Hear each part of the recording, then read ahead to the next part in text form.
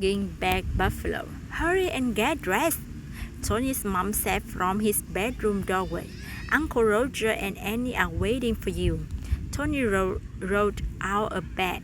He pulled on his clothes and shoved his feet into his tennis shoe with a jar. Are you excited to see the buffalo? His mom asked. Tony shrugged. Sure, he said.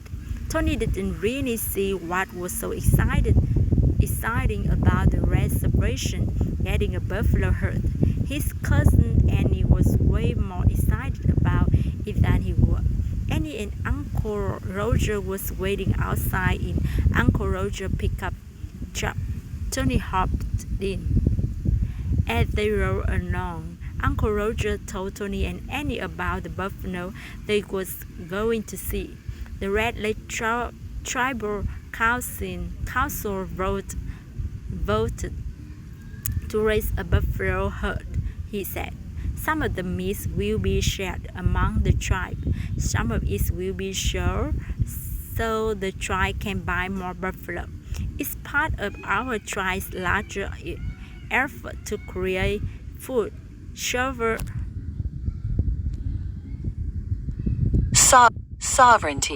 sovereignty for us. What does that mean? asked Tony. It means we grow vegetables and raise animals locally, said Annie. That would be pretty cool, says Tony. The buffalo is important to that effort, Uncle Roger explained.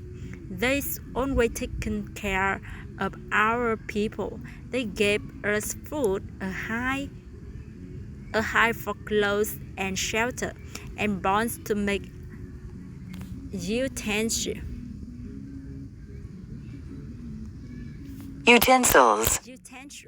Really? asked Tony. Like what? Soup ladles, leader, and all kinds of tools. Annie answers. Annie loves history. Ask her anything about Oiby history and she knew the answer. Tony thought history was boring. What was so important about something that happened a long time ago? Even the sinew. Even the sinew, that's the tissue that connects muscle to bones, was dry and used as thread. And he went on.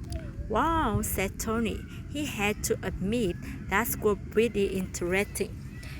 Every part of buffalo was used, Uncle Roger said.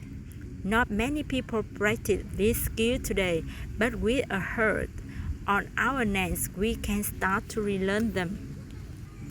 As Annie and Uncle Roger talked, Tony watched the lights and street of the Red Lake Reservation disappear behind them. The land turned a farmland with fields and cows behind fences. Why is the buffalo ranch so far away? asked Tony. Both cousin lives on the shore of Red Lake, surrounded by trees. Uncle Roger described two prairies of South Dakota, where the buffalo were coming from. Buffalo needs big spaces. They wouldn't be happy living crowded in trees. On the prairies, they have room to move around. Just then, they arrived at the Red Lake Buffalo Ranch. Look, shouted Annie as she jumped out of the pickup truck. She pointed at two buffalo standing in a field surrounded by a fence. Wow, said Tony, looking in awe at the buffalo. They was a lot bigger than he thought they'd be. They the size of a car. Will that fence hold them? He asked. Uncle Roger nodded. Don't lean so far over the gate, thrust Uncle Roger once. You don't want to fall in and get chased by one? Tony laughed.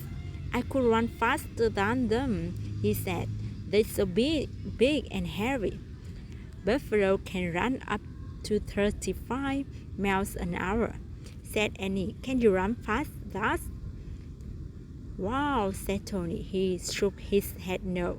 This effort isn't just about food, you know, said Uncle Roger. It's a way to reconnect to our heritage. It helps us make our culture and historic connection to the land strong again. As a tribe, we learn how to care for the buffalo and how the buffalo care for us. The three of them leaned on the fence as they admired the animal. History still wasn't his favorite subject, but Tony was starting to understand Annie's excitement. Can we come see them again tomorrow? He asked. Uncle Roger smiled and nodded.